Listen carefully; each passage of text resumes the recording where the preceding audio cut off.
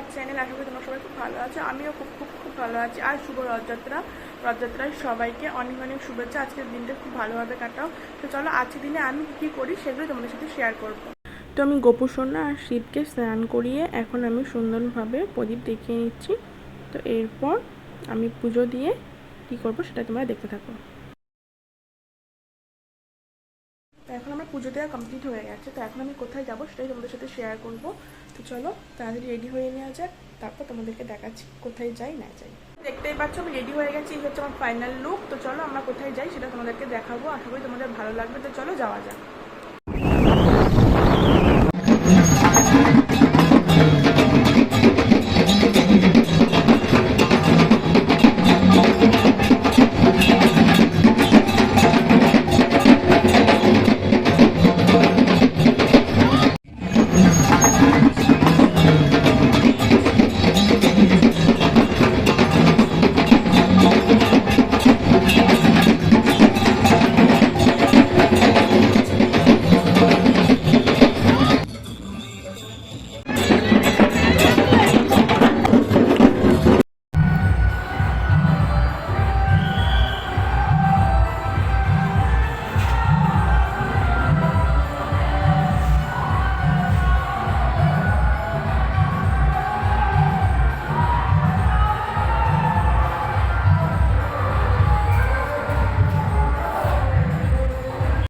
তো গাইজ রথ দেখা তো কমপ্লিট হয়ে গেল। আমরা বেরিয়েছিলাম জগন্নাথের বাড়িতে যাব। তো সেখানে যাওয়ার আগে আমরা রাস্তার মধ্যে রথ দেখতে পেয়ে গেছিলাম। তো সেখানে একটু রথের দইটা টেনে নিয়েছিলাম।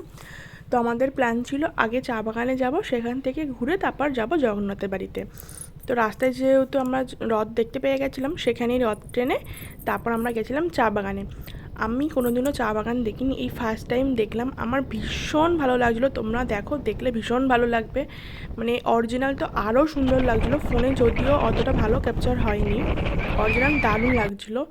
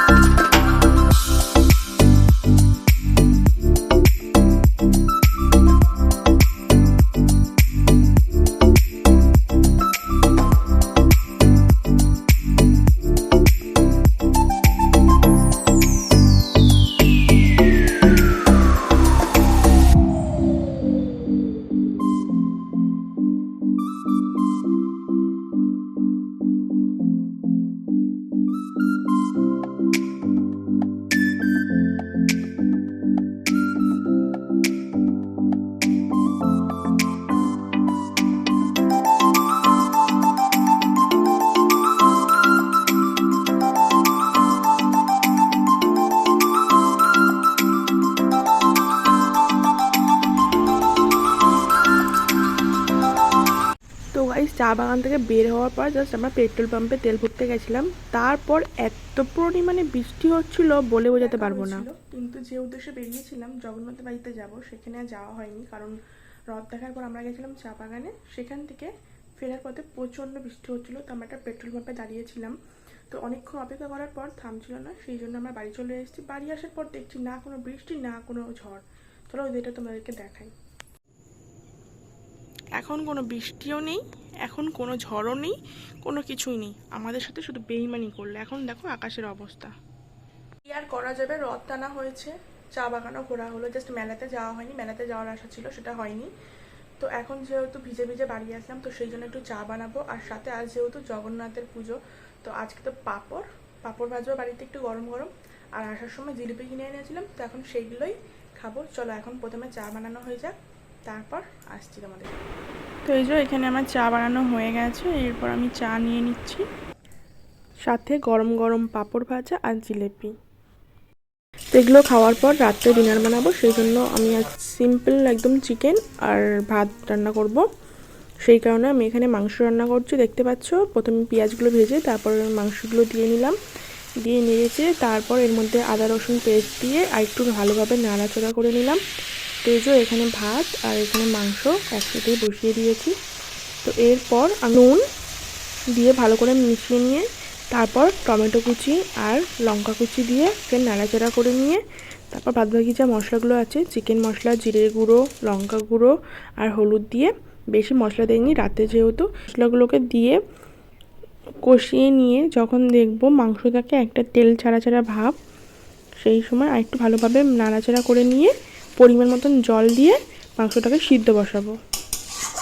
আমি এখন ভালোভাবে কষিয়ে নিয়েছি, দেখতেই পাচ্ছ কালারটা কেমন এসছে। এরপর জল দিয়ে ভালোভাবে সিদ্ধ হয়ে গেলে তৈরি হয়ে যাবে আমার চিকেন।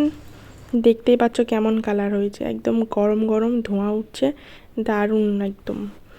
আর এই হচ্ছে রাতের আমাদের ডিনার, সিম্পল ভাত আর মাংস। তো চলো আমরা ডিনারটা কমপ্লিট করে নিই। আজকে ভিডিওটা কেমন লাগলো সবাই কমেন্টে জানিও। আজকে ভিডিওটা এতটুকুই শেষ করছি। যদি ভালো লেগে থাকে লাইক কমেন্ট শেয়ার করতে ভুলবে না। দেখা হচ্ছে কাল সকালে। টাটা, বাই, গুড নাইট। সবাই ভালো থেকো, সুস্থ থেকো।